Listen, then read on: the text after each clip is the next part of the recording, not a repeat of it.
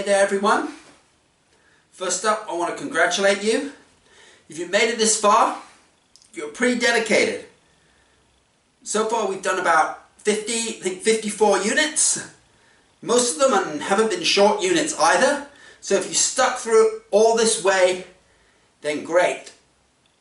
And I recommend as well, I know this is a bit extra work, but to go back maybe a few months from now and take a look at some of these units, especially if you have a job where you're doing CBA, and just as a refresher, because this is going to be on Udemy for a long time, I believe. Well, I hope, unless they pull it down for some reason, but it should be there for a long time. But anyway, with this unit, I'm not going to be introducing anything new. This unit is just going to be a summary of pretty much everything we've covered. Like I said, very quick summary of everything we've covered. So sit back and enjoy, and hey, go back 20 units if you need to. Okay, enjoy. And again, thank you guys very much. This course has been divided into 4 parts. We began by introducing CBA, which essentially introduced the course as well. We went on to then preparing a CBA, the kind of work you need to do before you can conduct a CBA. Then we went on to explaining how you go about conducting a CBA. Then we rounded out with understanding CBA. That's understanding the results, as well as understanding some of the other areas that work with CBA. Let's go back and take a look at our definition. Social cost-benefit analysis is a process of identifying, measuring, and comparing the social benefits and costs of an investment project. Taken from the book Campbell and Brown. CBA is useful for a number of different reasons. It can be used to quantify and monetize benefits and costs.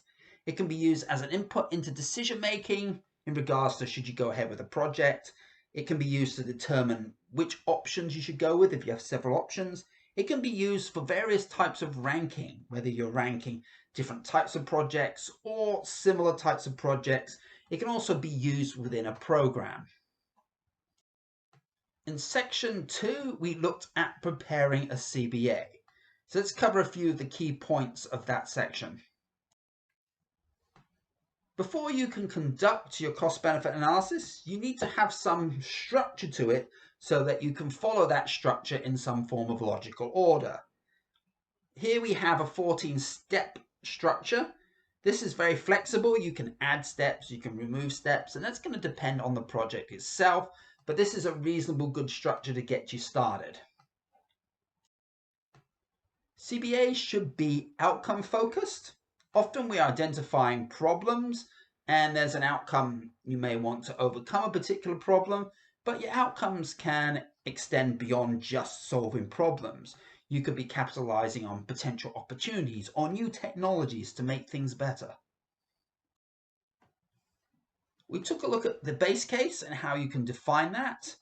Simply put, it is the world without the project. It's also the yardstick for comparing with your various options, and it's a way of calculating your benefits and your costs. Your project case is the opposite to your base case, and it is your world with the project. So when you're defining your base case, you're basically your project case, you're basically describing your options and what these options propose. And it's also good to link back to your base case because it'd be used for comparison with that base case. It is often likely that there's many different options and many potential solutions to a problem. And before you can do a CBA, these options need to be refined. After all, CBAs can be complex. Having too many options can make things a little bit difficult and it gives you a lot of work. So you need to have a method of reducing those number of options. And in this course, we discussed strategic merit tests, which actually serves that function. So now we've done a lot of the preparation work for a CBA. Let's now look at how you go about conducting a CBA. So this is now section 3 of the course. A CBA looks at benefits and costs, but we need to, after we've identified them, we need to quantify them and then we need to monetize them. That can be problematic because not all benefits and costs can be quantified to begin with. And even the ones that can be quantified, it can be rather difficult to actually convert them into a dollar value. So you have to bear that in mind. The CBA includes the monetized benefits and costs, which may not be all of the benefits and costs. The information and data that we get for a CBA is always incomplete. And when something is incomplete, we need to somehow complete it. We need to have everything available to do your CBA. So how do we fill those gaps? So what we do is we use what we call assumptions. And assumptions could be based on any number of things. It could be based on research, it could be based on studies, it could be based on guidelines, or it could be based on consulting with stakeholders. So there's a number of different ways to come up with assumptions, but assumptions are necessary to pull things together. Every CBA has what we call an evaluation period. So that will consist of the implementation or the construction period, and then that will consist of the life of the project. You add these two things together, that is your evaluation period. This applies both to your base case and your project case, and that is where we have our benefits and our costs. There is different levels of detail that we can put into a CBA. And for a CBA that is kept fairly simplified, we'd call that a rapid CBA. It is a CBA that can be conducted quickly and at a lower cost. Only calculates the largest, most significant costs and benefits. It provides a general indication of the viability of an initiative rather than an exact value of it. It still needs to be accurate, so you may be looking at within 20 to 30% of the accuracy, but if it's fairly straightforward and you have a very good project, let's say you have a benefit cost ratio of 3 or 4, then 20% higher or lower will make no difference to your decisions. CBA deals with risk, and risk also influences a CBA in itself. There are a number of ways of dealing with risk. So for example, you have estimates for your capital costs, and then we look at various contingencies. We can adjust to risk by having some sort of measures to reduce particularly bad events from happening, or increasing the chances of something good happening. As you can see here, we've got two bell curves. The narrow bell curve is the one that has less risk, and the broader bell curve is the one that has more risk.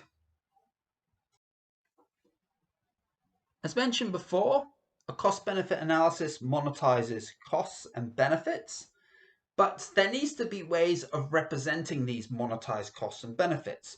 We need to compare them, but we need to present it in a way that's meaningful. And we have a number of different types of measures, or we call indicators. These are the net present value, discounted benefits minus discounted costs, benefit cost ratio, discounted benefits divided by discounted costs, net benefit investment ratio, discounted net benefits divided by your capital cost, internal rate of return, your discount rate where your NPV equals to 0. Then we have our incremental BCRs and NBIRs. So that is the difference between your benefits of two options and the difference between your costs. If the higher cost option has a larger increase in benefits than it has in costs, that's most likely the option you'll pick. We also have payback period and first year rate of return, though that hasn't been covered within this course, though they are worth looking up. Once we have calculated the results of our CBA, we often do what we call sensitivity analysis. And I would argue that sensitivity analysis is actually quite critical. It's also another way of dealing with risk with the CBA. So we talked about risk in general in terms of adding contingencies to costs and things like that. But the sensitivity analysis digs a bit deeper. It looks at our key drivers of benefits and costs. It looks at our key assumptions, and then it tweaks them, especially those that have a big impact on our benefits and costs, those that are likely to cause our results to be different. And then that gives us then possibly a range of results. We can present that in a table with a maximum and minimum, or we can even present that as a distribution of benefits and costs, or a distribution of our net present values, benefit cost ratios, and even our net benefit investment ratios. So at this point, we know how to prepare a CBA, and we also should now know how to conduct a CBA. But it's a little bit more than that. We need to understand the CBA, what it actually means, how it's an input into decision making, as well as how other areas may contribute to the CBA. So we now have begun section 4, and we begun section 4 by looking at the limitations of CBA. CBA looks great at this point in time because it's been more or less presented within that light, but it is very important to understand that it has its limitations. It's certainly not perfect. So let's put CBA under microscope and have a look at it. If you go back to the limitations section, which I recommend you do, we reveal that there are many potential problems and shortcomings, and we can partially resolve that by also looking at other methods of analyzing our benefits and our costs, as well as maybe risks as well. Because of the complexity of CBA, there is a tendency to make mistakes. Some of these are genuine mistakes. Maybe we were over optimistic and focused too much on our benefits. Maybe we made some errors within our spreadsheets. Maybe we accidentally included those sunk costs. So mistakes will happen, but some mistakes are not always mistakes. And because there's so much involved in the CBA, it can potentially be abused. And it can be abused for any number of reasons. Could be because people are very close to a project, they want it to succeed, or there's a lot of money at stake and they really want that money and they don't want it going aside. But it is important to understand how this form of abuse can take place. And the number one place to look at is normally your assumptions. Assumptions are where you have the most level of subjectivity, and they can be tweaked to produce a particular result. So what stands out to me is normally the base case, and base case assumptions are something that's not focused on so much, but they can be distorted to make the base case look particularly bad. And a bad base case will pretty much make any option or project look good by comparison. Initiatives and projects seldom achieve the full outcomes by themselves. And that's why we have to look at them, if we can, in terms of programs. We have a particular desired outcome that we want. And how does one project or initiative contribute to that? If we evaluate things in terms of a program, we can see that picture and that bigger picture. And this course discusses program CBA evaluations, why they're useful, and how you can go about doing them. As discussed in our limitations section, CBA doesn't cover everything. For starters, it's focused on monetized benefits and costs, but there's limits to how far that can go as well. So that's why we have things known as wider economic impacts that can look at other things like competition, increased output, as well as increased flexibility in regards to your labor in terms of where they can work, if, like, for example, it's a transport project, or if it's an initiative bringing various groups together, a town planning initiative. Another thing as well is general equilibrium, and that's even bigger than wider economic impacts. And general equilibrium is used mostly for projects of significant national importance or very high capital costs. They can also be used for policies as well. And what a general equilibrium does is looks at the economy as a whole. What are the changes in unemployment? What are the changes in output? How does that affect international trade? How does that affect various sectors as well? Like, how does it affect a town all the way on the other side of the country? General equilibrium can give you some answers there, which a CBA cannot. In most cases, a general equilibrium is used to support a CBA. In some cases with policies, it can actually be used instead of a CBA. Every CBA needs to be supported by a CBA report. The CBA report is crucial because it documents all the things that you've done. And there's some components that must be in there. Here we have a basic structure to a CBA report. This is what a contents page will look like. But some things can be taken out, some things can be added. But, like, for example, your executive summary is fairly critical because it's summarizing your key points. Your results, your conclusion, your sensitivity analysis is going to be something that's critical. If it's a very large CBA, you're going to have references and appendix for additional information. And of course, you need to have a conclusion as well as a recommendation you want to give to your decision makers. Reports are useful for decision makers. CBA reports are useful in regards to peer reviews, and CBA reports are useful if there's going to be an ex post CBA several years into the future. While we're on the topic of ex post CBAs or ex post evaluations, why would we actually conduct an ex post evaluation?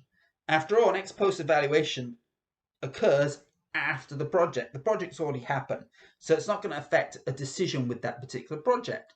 Well, there's a number of reasons. Ex post CBAs can be used to determine the accuracy of an ex ante CBA. Ex ante CBA is basically your standard CBAs that are done before an investment is made. Ex post CBAs can be used to scrutinize the methods and approaches applied to the ex ante CBA. So it focuses on the way that that CBA has been approached. Ex post CBAs can be used to improve upon existing practices used in CBA.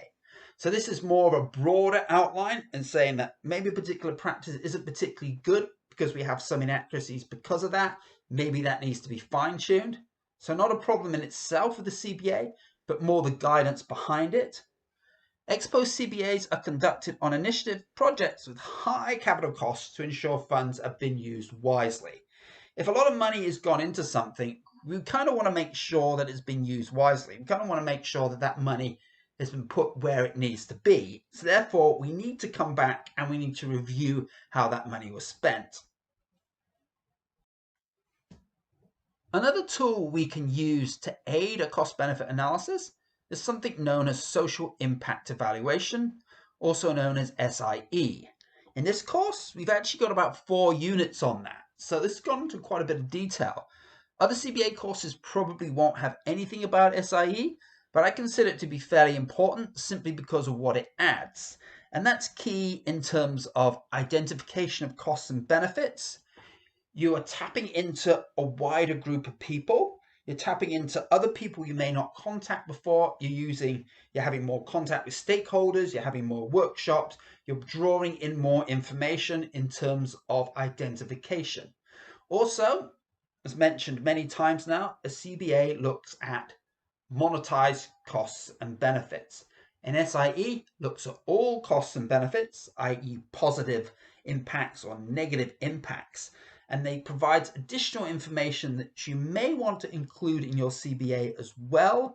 And we've also got what we call an appraisal summary table, which can actually pull information from your social impact evaluation, your CBA, as well as some of your environmental stuff, your reports, and so on. After covering off on so much to do with CBA, so much theory, so much preparation, and all of those things, a course won't be complete unless we had a few case studies. So 2 case studies have been provided. One case study is a health case study where we look at increasing capacity of a hospital. It has 2 options. One increases it by 20 beds, one increases it by 50 beds, as well as adding a few more nurses and doctors. Another CBA, as you can see here, was a transport CBA, or should I say a road CBA. It looked at increasing the number of lanes from 2 to 4, and then it runs through using a model and how that model calculates the results. Then after that, you should have enough knowledge to be able to conduct your own CBA. In essence, anyway, the form of practice. And what we've got is we've got a test CBA which pulls in lots and lots of information from most of the units and gives you an opportunity to practice with something. It's a very subjective sort of CBA. There's many ways to approach it. And I wish you the best of luck, and you should go ahead and give that a try. And there's an additional unit I've added after this where I just go through one possible way. Note, one possible way of approaching this type of CBA. So that's it, folks. What are we up to now? Unit 50 something or other. That's lots and lots of units, lots and lots of information. I hope you enjoyed it. If you made it this far, all I can say is congratulations. You spent many, many hours on this course. And I really hope that you'll be able to use some of this in practice, whether it relates to your job, where you're going to be doing some CBAs. You'll be working within a team, so you wouldn't be taking the lead on anything, I wouldn't have thought at this point if you're doing this course. If you have been taking the lead on things and you want to use this as like additional information, I'd say good for you. If you're not going to do any CBAs, but you know, you're going to have outputs and maybe you're a project manager or project director, yeah, I think this course will be good for you as well, because the information can be a little bit difficult to understand. And I think this covers off on so much of how that information is obtained and how it's got. And you get information as well regarding common mistakes, limitations, as well as people, that tend to be abusing it a little bit too. So you got all of that information. So again, I want to say congratulations on completing this course. The course per se is over. I've added one additional unit, which provides, like I mentioned in the previous slide, a little bit of information as a possible approach to the test question in the previous unit. Anyway, thank you guys. Wish you all the best.